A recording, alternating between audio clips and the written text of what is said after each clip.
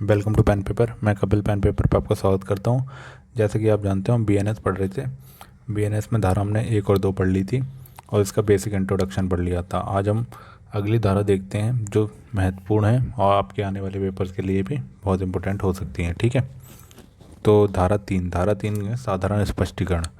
साधारण स्पष्टीकरण के अंदर बता रखा है, इस संहिता में सर्वत्र अपराध की प्रत्येक परिभाषा, प्रत्येक दंड उपबंध और प्रत्येक ऐसी परिभाषा या दंड उपबंध का प्रत्येक दृष्टांत साधारण अपवाद शीर्षक वाले अध्याय में अंतर्विष्ट अपवादों के अधीन समझा जाएगा, चाहे उन अपवादों को ऐसी परिभाषा या दंड उपबंध दृष्टांत को दोहराया ना जा सके। इसका अर्थ ये है कि जैसे आपने पढ़ा होगा कि आईपीसी में 176 से लेकर 106 तक कोई बात अपराध नहीं वाले कानून दे रखे थे कि 7 साल के छोटे बच्चे का अपराध नहीं है। ठीक है, मत्ता में दिया गया अपराध नहीं है। तो ऐसे अपवादों को, तो ये साधारण अपवाद थे। अगर इनको कहीं दोहराया नहीं जाता है पूरी संहिता के अंदर तो ये समझाया जाएगा कि ये वो ही अपराध हैं। ठीक है, साधारण अपवाद के अंदर ही आएंगे, इनको पूरी संहिता में एक ही माना जाएगा। ठीक है, जैसे यहाँ पे कुछ दृष्टांत दे रखे हैं। ठीक है, दृष्टांत के तौर पे यहाँ दे रखा है, जैसे खा वाला देखें कि का एक पुलिस अधिकारी है, वारंट के बिना या को जिसने हत्या की है पकड़ लेता है। यहाँ का सदोष परिरोध के अपराध का दोषी नहीं है, क्योंकि वह या को पकड़ने के लिए विधि द्वारा आबद्ध था और इसलिए वह मामला उस साधारण अपवाद के अंतर आ जाता है जिसमें यह उपबंधित है कि कोई बात अपराध नहीं है। ठीक है, तो यानी विधि द्वारा, अब जो पुलिस ऑफिसर है उसने किसी को पकड़ा है तो वो विधि द्वारा आबद्ध है, इसलिए उस पर कोई बात अपराध नहीं है। ठीक है, तो यहाँ पे जितने भी साधारण अपवाद हैं उनको इस संहिता के अंदर शामिल किया गया और ये इसी खंड के अंदर आ जाएंगे, धारा 3 के अंदर। ठीक है, तो इनको दोहराया नहीं जाए तो इन्हीं के अंदर समझा जाएगा। इसका मतलब ये है, जैसे मान लो न्यायालय के अनुसरण में किया गया कोई कार्य है। ठीक है, जो फांसी देता है जल्लाद किसी को फांसी देता है तो उसकी बात कोई अपराध नहीं है, क्योंकि उसने न्यायालय के विधि द्वारा आबद्ध था, उसने न्यायालय के अनुसरण में किया गया कोई कार्य है। ठीक है, आई होप आपको समझ में आई होगी। ठीक है, ऐसे इसमें क्लॉज दे रखे हैं खंड 1, 2, सिंपल इनको अच्छे से डिटेलिंग में बता गया है। ठीक है, अगला देखते हैं धारा 4 में दे रखा है दंड के प्रकार दे रखे हैं। दंड क्या है, दंड कौन कौन से हैं। ठीक है, तो इस संहिता के उपबंधों के अधीन जिन दंडों में दोषी हैं या दायी हैं वे हैं, तो मृत्यु दंड माना जाएगा। ठीक है, आजीवन कारावास, इस धारा के अंदर बीएनएस में जो दंड दिया जाएगा, मृत्यु भी दंड दिया जा सकता है, आजीवन कारावास, और कारावास भी 2 प्रकार के होते हैं। एक कठिन कारावास, कठिन मतलब कठोर श्रम के साथ, जैसे आपने देखा हो जेल में लोग चक्की पीसते हैं, मेहनत करवाते हैं उनसे। ठीक है, तो वो श्रम के साथ है। एक सादा कारावास होता है। ठीक है, तो कारावास भी 2 टाइप के होते हैं। संपत्ति की जब्ती की जा सकती है, दंड के रूप में हम किसी की संपत्ति को जब्ती कर सकते हैं। ठीक है, और एक उस पर जुर्माना लगा सकते हैं कि जुर्माना लगा दिया कि इतने रुपए तुम्हें भरने पड़ेंगे। ठीक है, दंड के स्वरूप में, या फिर सामुदायिक सेवा के रूप में। ठीक है, तो ये वाला एक नया जोड़ा गया है इसमें, सामुदायिक सेवा। इससे पहले ये 5 इसमें पहले से थे और सामुदायिक सेवा को इसमें जोड़ा गया है। ठीक है, तो अगला है धारा 5 में दंडादेश का लघुकरण। ठीक है, कोई भी दंडादेश दिया गया उसका लघुकरण किया जा सकता है, यानी उसको छोटा किया जा सकता है, इसके अंदर बताया गया है। ठीक है, तो इसमें दे रखा है समुचित सरकार अपराधी की सम्मति के बिना संहिता के अधीन किसी दंड का भारतीय नागरिक सुरक्षा संहिता 2023 की धारा 474 के अनुसार किसी अन्य दंड में लघुकरण कर सकेगी। ठीक है, यानी कोई समुचित सरकार है वो जो है दंड का लघुकरण कर सकती है। ठीक है, पुरानी आईपीसी में 54, 55 और 55 के काम में दे रखा था। ठीक है, तो समुचित सरकार से क्या तात्पर्य है, यहाँ समुचित सरकार उन मामलों में केंद्र सरकार अभिप्रेत है जिसमें दंडादेश मृत्यु दंड का आदेश है। ऐसे विषय जिन पर संघ की कार्यपालिका की शक्ति का विस्तार है, ये संबंधित किसी विधि के विरुद्ध अपराध के लिए हैं। ठीक है, तो यहाँ पे अगर कोई मृत्यु दंड दिया हुआ है तो उसमें केंद्र सरकार को समुचित सरकार माना जाएगा। ठीक है, और उन मामलों में उस राज्य सरकार के विपरीत है जिसके भीतर अपराधी दंडादिष्ट हुआ है, जहाँ की दंडादेश चाहे मृत्यु का हो या नहीं। ऐसे विषय हैं जिन पर राज्य का कार्यपालिका की शक्ति का विस्तार है, जहाँ राज्य की कार्यपालिका की शक्ति का विस्तार है वहाँ समुचित सरकार राज्य सरकार को माना जाएगा। ठीक है, अगला दे रखा है धारा 6 में दे रखा है दंड विधियों की भिन्न है, ठीक है। तो दंड विधियों की भिन्न क्या है? तो दंड विधियों की भिन्नों का गणना करने में अन्यथा उपबंधित के सिवाय आजीवन कारावास को 20 वर्ष के कारावास के समतुल्य समझा जाएगा। यानी कह रहे हैं कि आजीवन कारावास जो है उसको 20 वर्ष के समतुल्य समझा जाएगा, जो पुरानी आईपीसी में धारा 57 के अंदर बताया गया है, ठीक है।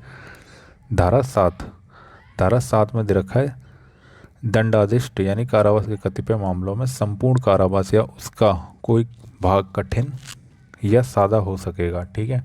यानी कोई दंड दिया जा सकता है, जैसे मान लो किसी को 5 साल का दंड दिया गया, तो उसमें हो सकता है कि उसको 5 साल का सादा कारावास भी दिया गया हो, या ऐसा हो सकता है कि 5 साल का कठोर कारावास दिया हो, या ऐसा भी हो सकता है 5 साल में 4 साल कठोर कारावास और 1 साल सादा कारावास दिया जा सकता है। तो इसकी परिभाषा या इसके बारे में धारा किस में बताया गया? धारा 7 के अंदर, ठीक है।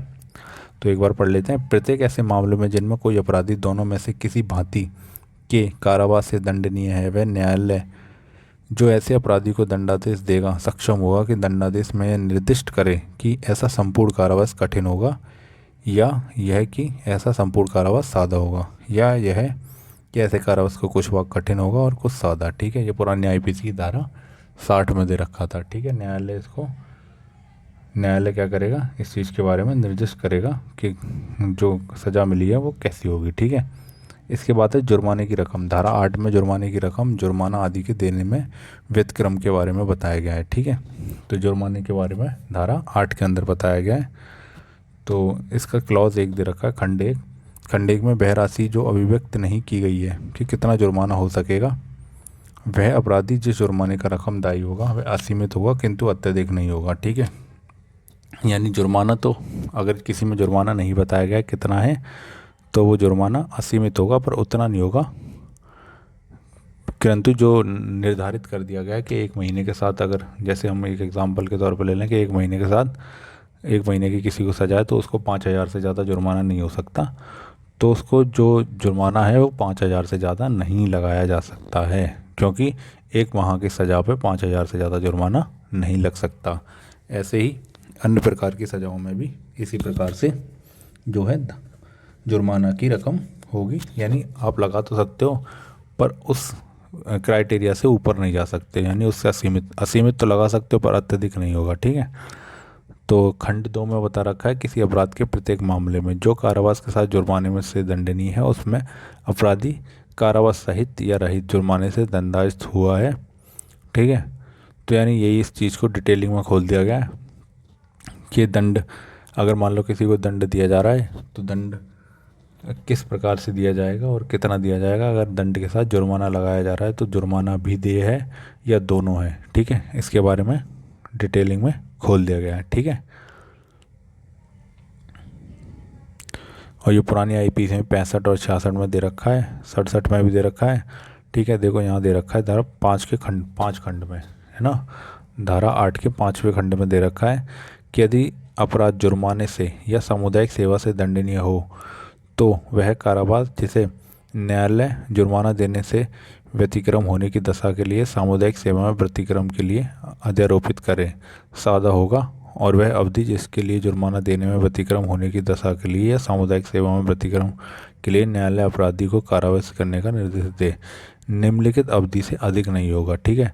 जैसे दे रखा है काम है कि 2 मास से अनधिक कोई अवधि वह जुर्माने की रकम 5,000 से अधिक नहीं होगी। यानी जिसमें 2 माह की सज़ा है, 2 से ज़्यादा की सज़ा नहीं है, उसमें 5,000 से ज़्यादा की जो है जुर्माना नहीं हो सकता है, ठीक है। पहले ये जो जुर्माना था 50 रुपये था और 100 रुपये था 6 माह के कारावास पे, धारा 67 में बता रखा था, ठीक है।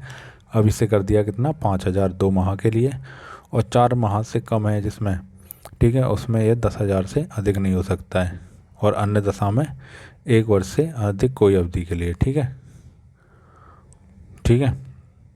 तो धारा 8 में जुर्माने से रिलेटेड बताया गया है और इसके बारे में आप डिटेल से पढ़ सकते हैं, ठीक है। मैं आपको इसकी PDF हमारे टेलीग्राम चैनल पे पेन पेपर पे डाल दूंगा ताकि आप वहाँ से इसको देख लें, ठीक है। पेन पेपर का लिंक जो है आपके डिस्क्रिप्शन बॉक्स में मैं डाल दूंगा ताकि आप जाके हमारे टेलीग्राम चैनल को सीधे ज्वाइन कर लें, ठीक है। अब आता है धारा 9। धारा 9 में दे रखा कई अपराधों से मिलकर बने अपराध के लिए दंड की अवधि, ठीक है।